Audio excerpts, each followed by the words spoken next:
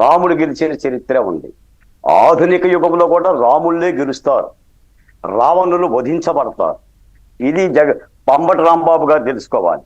మీకు ఒక మాట చెప్తాను వెంకటకృష్ణ గారు, ఈ రోజున ఆధునిక సమాజంలో సోషల్ మీడియా మహారాక్షస అయ్యింది. దీనికి చాలా మంది బాధితులు పీడితులు తయారయ్యారు. దీన్ని కట్టడి చేయాల్సిన బాధ్యత ప్రభుత్వం మీద ఉంది. ఆ ప్రక్రియలో భాగంగానే వాళ్ళ చంద్రబాబు నాయుడు గారు ముఖ్యమంత్రికి ఒక ప్రధానమైన మాట చెప్పారు.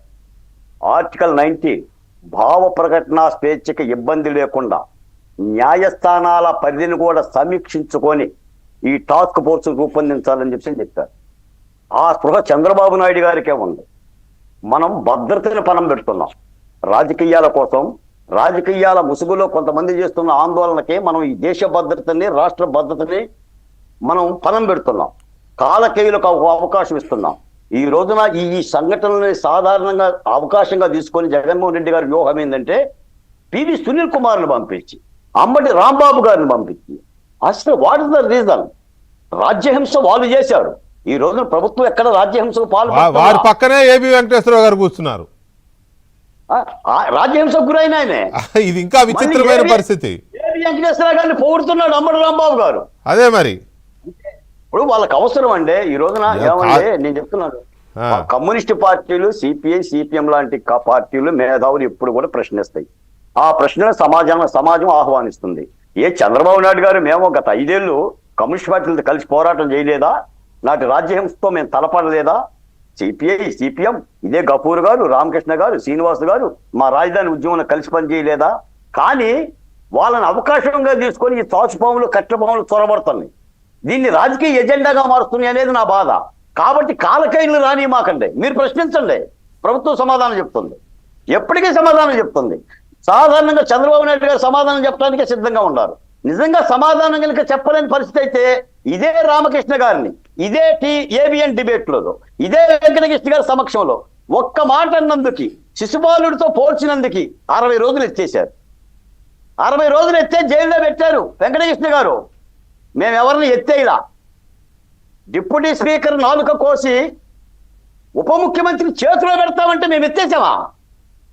ఎంత ధర్మపరుడు చంద్రబాబు నాయుడు గారు. ఎత్తేయాలి కదా, వేదిక మీద ఎత్తేయాలి.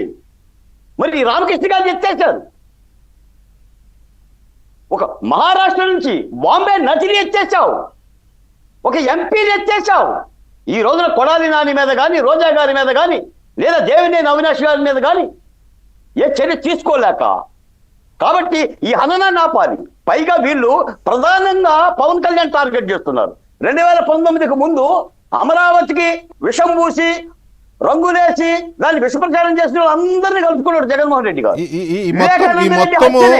ఈ మొత్తం ఎపిసోడ్ లో ఇవాళ రాష్ట్ర ప్రభుత్వం టాస్క్ ఫోర్స్ ని వేయడం కానీ, లేకపోతే దాన్ని నియంత్రించడం కోసం ఒక నిర్ణయం తీసుకోవడం, దాని కొన్ని గైడ్లైన్స్ కూడా ఇష్యూ చేస్తారేమో ఇవాళ రేపట్లో.